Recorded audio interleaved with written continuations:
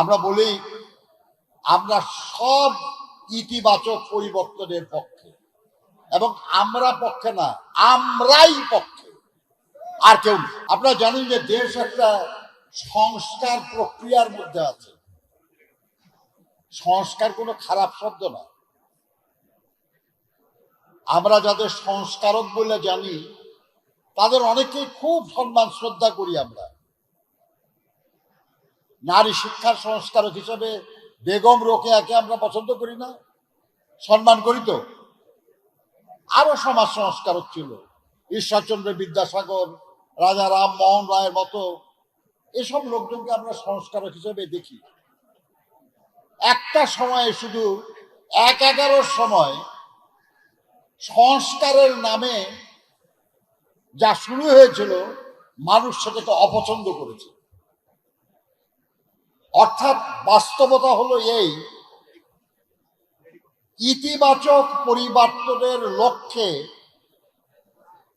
যে কর্ম, যে কাজ, এটা হলো সংস্কার। সংস্কারের লক্ষ্য হবে ইতিবাচক পরিবর্তন, মানুষের কল্যাণে, রাষ্ট্রের কল্যাণে, সমাজের কল্যাণে যে পরিবর্তন, এটাকে বলা হয় আসলে সংস্কার। আমি আপনাদের খালি একটা বিষয়ের দৃষ্টি আকর্ষণ করতে চাই। আপনারা জানেন যে আমাদের দেশে আমরা ভোট দিতে জানি, আমরা সেটা হলো ভোট কেন্দ্রে গেলাম, একটা ব্যালট পেপার দিল,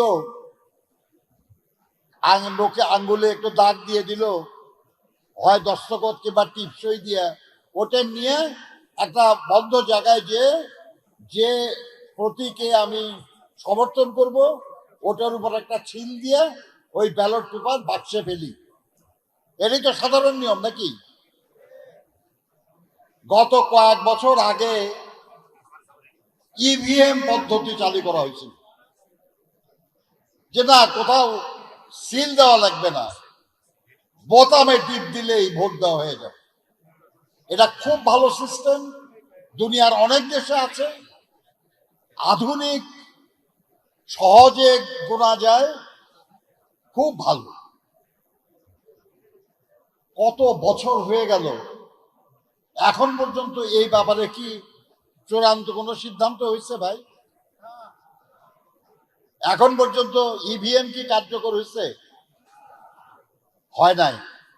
শুধু ভোটটা কেমনে দিবেন এই ব্যাপারে একটা নতুন সিস্টেম জনগণের কাছে এখন পর্যন্ত গ্রহণযোগ্য করা যায় না।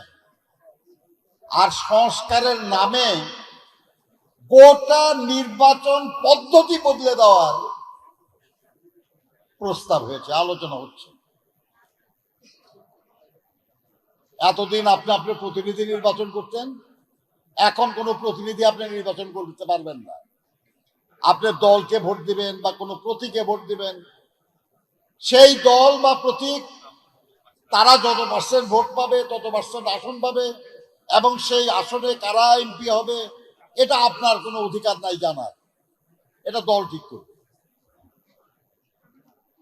এই যে পরিবর্তন, এবং আপনার এলাকার কোনো সুনির্দিষ্ট এমপি থাকবে না, যে আপনি কার কাছে যাবেন কোনো কাজের জন্য, কোনো কথার জন্য, পারবেন না।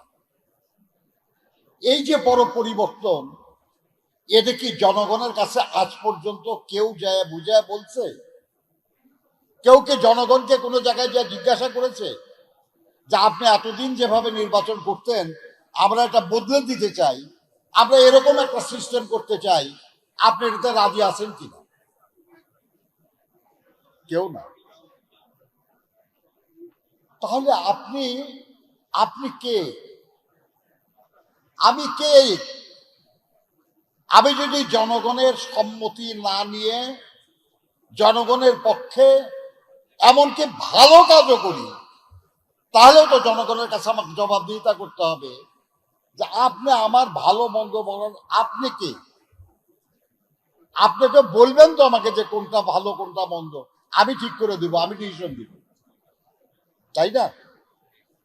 যে জনগণকে আধারে রেখে জনগণের ভাগ্য পরিবর্তনের, জনগণের প্রতিনিধি নির্বাচনের জনগণের প্রতিনিধিত্ব নিশ্চিতকরণের ব্যবস্থা বদলে দিবেন কয়েকজন মানুষ বা কিছু দল, এটা তো গ্রহণযোগ্য হয় না।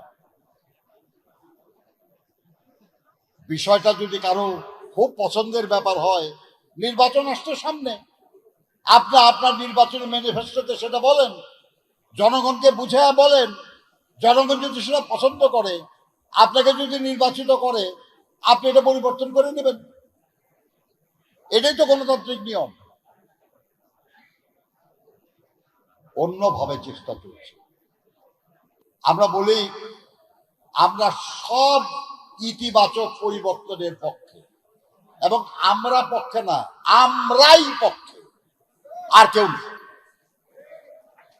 দেশনেত্রী বেগম খালেদা জিয়া যখন 2016 সালে ভিশন 2030 ঘোষণা করেছিল, তখন কি বাংলাদেশের আর কোন রাজনৈতিক দল কোন সংস্কার প্রস্তাব করেছিল? এমনকি দেশনায়ক তারেক রহমানের নেতৃত্বে 2022 সালে যখন আমরা 27 দফা রাষ্ট্র সংস্কার কর্মসূচি প্রকাশ করেছিলাম, তখনও তো কোনো রাজনৈতিক দল কোনো সংস্কারের প্রস্তাব করে নাই। এবং সেই 27 দফা আন্দোলনের অন্যান্য দলগুলির সঙ্গে আলোচনা ক্রমে আমরা 31 দফা করলাম, এবং সেটা ঘোষণা করা হলো। আজ পর্যন্ত বাংলাদেশে আলোচিত সংস্কার প্রস্তাব একমাত্র 31 দফা কর্মসূচি, এবং সেখানে যে বিষয় বলা হয়েছে, এই যে সংস্কার কমিশন ইত্যাদি চলতেছে, 31 দফায় যা বলা হয়েছে তার সবটা সেখানে নাই, কম আছে তার চেয়ে। এবং আজকে একটু আগে আপনার আলোচনা শুনতেছিলেন যে এই গত 16 বছরের আন্দোলন তো বটেই, এমনকি 24-এর যে ছাত্র শ্রমিক গণঅভ্যুত্থান যেটা হলো, সেখানেও সবচেয়ে বেশি মানুষ নিহত হয়েছে শ্রমজীবী মানুষ, সাধারণ মানুষ, তারপরে ছাত্র। এখন আমাদেরকে এই সংস্কার প্রস্তাবে শ্রমিক বা ছাত্রের ব্যাপারে কিছু নাই, যেটা জরুরি ছিল। অন্য ব্যাপারগুলি নিয়ে অনেক আলোচনা হচ্ছে। আপনারা সচেতন মানুষ, আমি আপনাদের অনুরোধ করব বিষয়গুলি বিবেচনায় রাখা এবং বুঝে শুনে জনগণের সাথে কথা বলা, প্রতিপক্ষের প্রশ্নের জবাব দেওয়া। কারণ একটা ষড়যন্ত্র চলছে। মানে ব্যাপারটা এমন যে বহু রাজনৈতিক দলের কাছে যেন বিএনপি ক্ষমতায় এসে গেছে আর ওনারা বিরোধী দল, এইভাবে একটু আলোচনা। আরে হ্যাঁ, নিশ্চয়ই আল্লাহর মেহেরবানিতে সুষ্ঠু নির্বাচন হলে তো বিএনপি ক্ষমতায় আসবে ইনশাআল্লাহ, কিন্তু আগে থেকেই বিরোধিতা শুরু করা তো ঠিক না। তা আমি অনুরোধ করবো আপনাদের 31 দফা, অন্যান্য যে সংস্কার প্রস্তাব বিষয়গুলির আপনারা স্বেচ্ছাসেবক দলের নেতৃত্ব, আমি জানি যে তারা 31 দফা নিয়ে কাজ করেছেন, আরো একটু কাজ করা এবং জনগণকে প্রশ্নের জবাব দেওয়া। মনে রাখবেন, ফাইনালি আমাদের জনগণের কাছে ফিরে যেতে হবে। জনগণই আমাদের রাজনৈতিক সিদ্ধান্তের মালিক। তাদের সঙ্গে ভালো আচরণ করা, তারা অসন্তুষ্ট হয় এমন কিছু না করা, এই কাজটা আমাদের কর্তব্য। সেটা বিএনপি বলেন আর কোনো অঙ্গদল বলেন, সবারই। তাদের মনে কোনো প্রশ্ন থাকলে তার সন্তোষজনক জবাব দেওয়াও আমাদের দায়িত্ব। এই কাজটা আমাদেরকে পালন করতে হবে। আমার ধারণা আপনারা আমাদের ভারপ্রাপ্ত চেয়ারম্যান মহোদয়ের বক্তব্যেও আরো অনেক কিছু পেয়ে যাবেন, সবসময় পান।